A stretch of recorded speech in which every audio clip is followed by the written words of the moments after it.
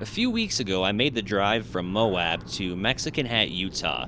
I scoped out the drive on Google Maps ahead of time, and the land along the way looked pretty darn interesting, so I figured we'd get the drone out and see if we could find anything of interest hiding out in these caves, alcoves, and canyons. This was entirely new territory for me, and I couldn't wait to explore it. About 20 minutes later, I found myself parked on the side of the road at a well known tourist attraction, and while this is no secret to the public, and arches around these parts of Utah are a dime a dozen, I couldn't pass up these shots.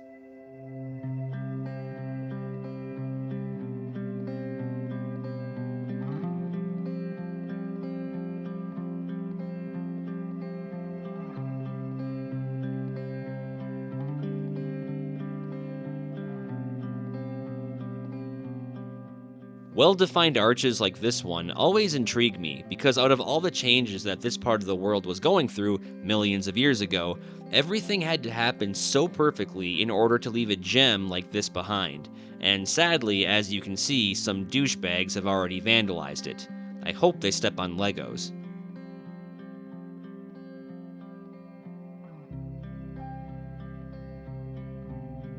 As I was wrapping up these shots of the arch, my eyes caught some interesting rock formations in the distance, and after swapping out a new battery, I flew in for a closer look.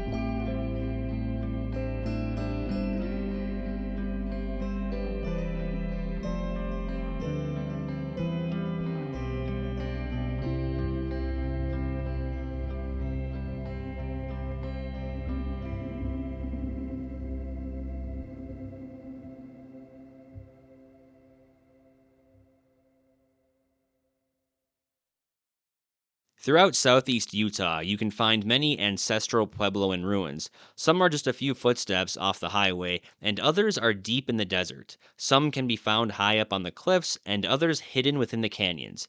Now, this was a last minute video idea, and I wasn't sure if I'd find anything with my drone, but it never hurts to check. A few miles down the road, I saw another interesting rock formation. I had a tough time classifying this one. It's not necessarily a mesa or a butte, but it's not a mountain or a hill either. If you guys have a better name that describes this one, let me know. Now, of course, I didn't expect to find anything interesting right here so close to the highway, but at least it's something we can admire from the perspective of a drone.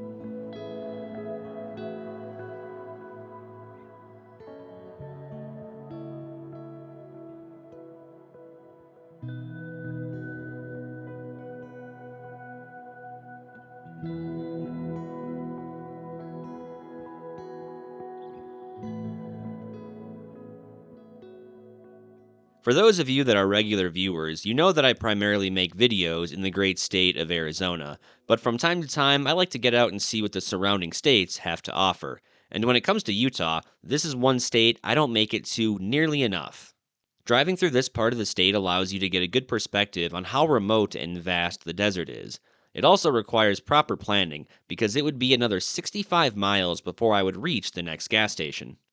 The route I'm taking will bring me from Blanding, Utah to the little town of Mexican Hat via State Route 95 and Highway 261. Along the way, I did see plenty of trails, campgrounds, rest areas with bathrooms, and a ranger station. It certainly was not a dull drive, especially when I was approaching Northern Comb Ridge.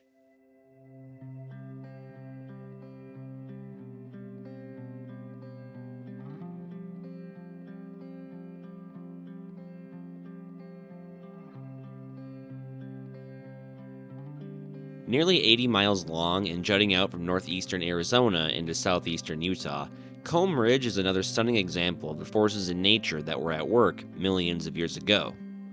A term called Laramide orogeny, which is a mountain building event, lifted this area up between 40 and 70 million years ago. Over time, rivers and streams helped create this steep relief along the sandstone cliffs. Today, many different rock layers can be seen, denoting different time periods. The bottom layer being organic rock formation dating as far back as 280 million years old.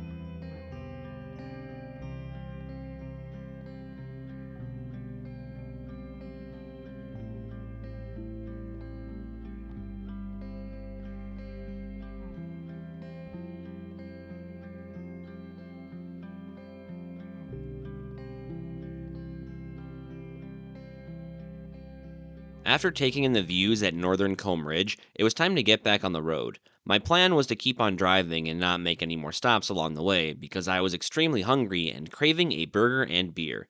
But I did make one stop a few miles down the road to have a meeting with nature. For the heck of it, I decided to get my drone up in the air and check out a cluster of rocks in the distance, and I am so glad I stopped here because farther back I noticed a canyon and I had to check it out.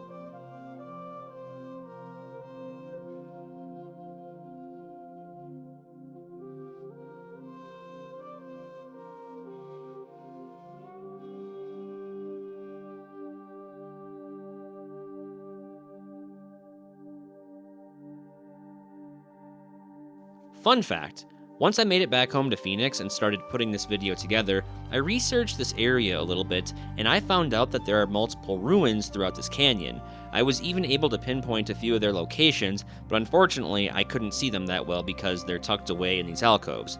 But if you guys want me to come back here sometime and explore this canyon on foot, let me know down in the comment section.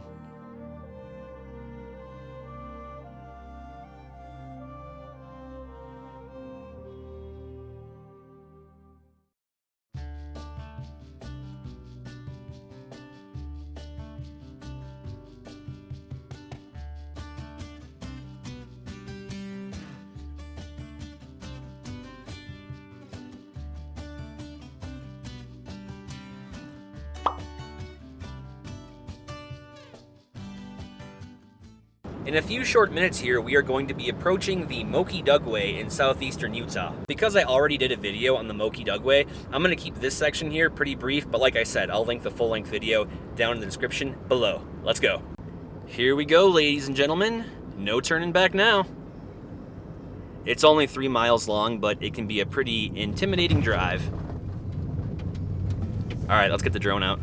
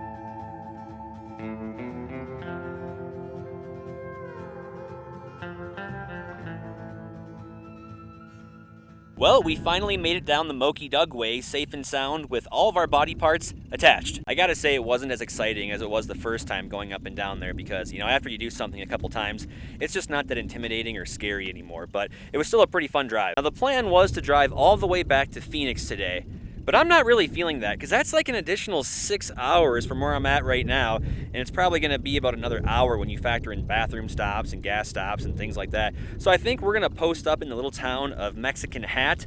I'm going to get a hotel there, wander around, fly the drone around, see what we can find, and see what kind of mischief we can get into. Just kidding, we're not going to get into any mischief. I hope not.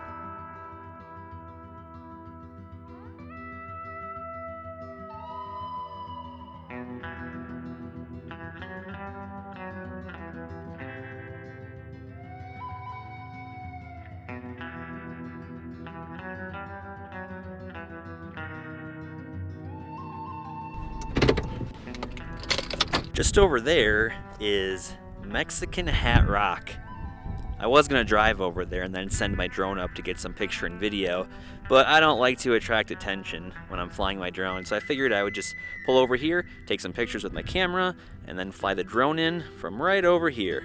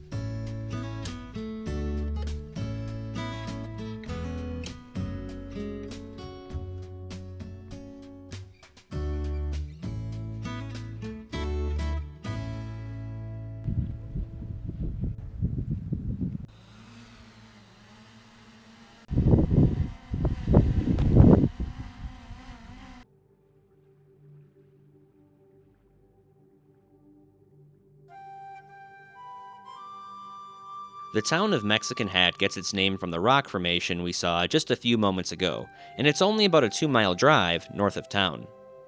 The river you see here is the San Juan River, and it originates in the San Juan Mountains in southwestern Colorado. Now, I had the opportunity to visit them about a year ago when I made a trip out to Ouray and Telluride, and they were absolutely breathtaking. I hope to make it back out there again someday. The San Juan River flows for approximately 355 miles and terminates in Lake Powell.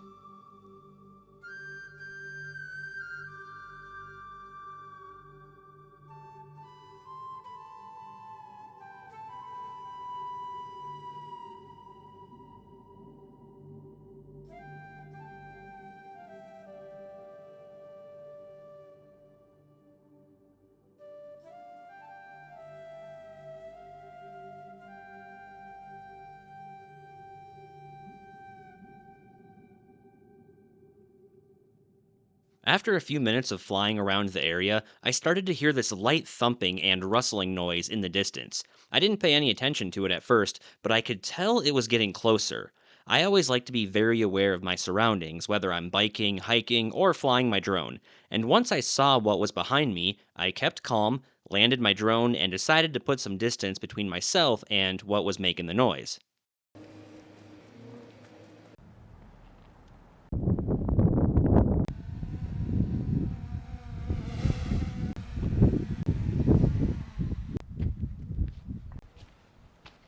Now, I know what some of you are thinking. It's just a wild horse minding his or her own business. Doesn't look aggressive, and actually, it looks kind of friendly.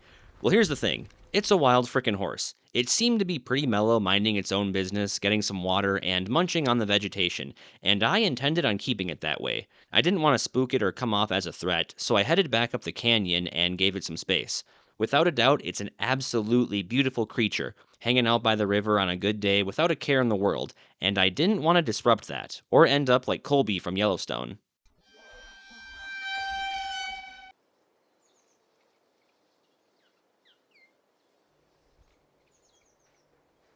I continued walking around and getting some different shots of the river with my camera until I noticed something was following me.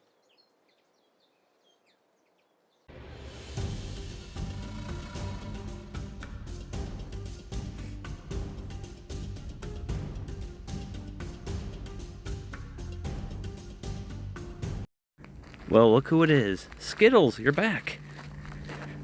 It's been a few days.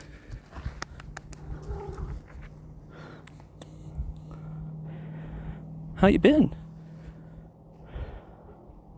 I stayed at this hotel like 3-4 days ago, and he was the first person to greet me.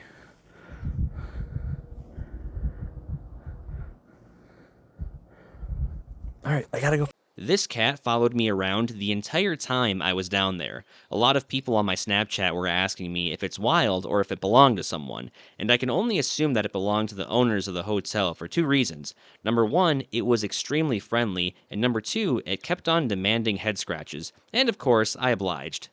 I've stayed at quite a few hotels in the past where the owners have a cat or cats on the grounds, and they just let them roam around. And hey, why not? This canyon is like a giant cat condo.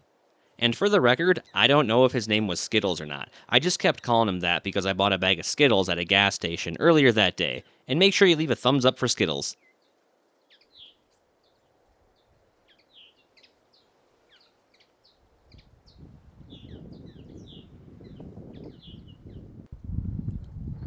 Oh, you're a sweetheart. Catch any mice today? Lizards? Snakes? Uh-huh. The next day. Good morning, everyone. Today we make our way back to Phoenix, but I figured on the way back I would show you guys some of the highlights from Monument Valley. You can kind of see Monument Valley in the distance over there. I'm not going to be on camera at all today either because I had way too many adult beverages last night and I slept like crap, which means I look like Gollum from Lord of the Rings. No joke. I had a long road ahead of me, and I gotta tell you, I was definitely dreading that drive back to Phoenix like a husband dreads asking his wife where she wants to eat. What do you want? It's not that simple. What It's... do you want? But I had one more mission to complete. You see, on the way up to Moab, I didn't have enough time to stop in at the famous Forrest Gump Point and get that classic shot of Monument Valley in the distance. This has been on my bucket list since 2018, and I was not leaving until I got that shot. And unfortunately, I had to wait. Everybody and their grandmother's second cousin and redheaded stepchild was there taking photos and recreating that iconic shot. But can you blame them? It's a good movie. There were so many tourists running back and forth from the middle of the road to the shoulder every time cars passed. And it's not like there's a designated waiting line either. You have to be very assertive and shoot your shot when you can. I'm pretty sure I almost saw 3 accidents. And this guy, who I assume might have been on crack, even tried recreating the famous scene. I waited ever so patiently, and when the time came, I darted to the middle of that road and rapid fired a bunch of shots. I went back to my car, and this is what I got. I can finally check this one off the bucket list. Be sure to let me know if you've ever been out to Forrest Gump Point and share a memory with us down in the comments section below. Be sure to slowly overcook that like button, share this video with the Crazy X, and if you're not ready for the adventures to end just yet, no worries. Be sure to click the video on the upper left to keep the adventures going.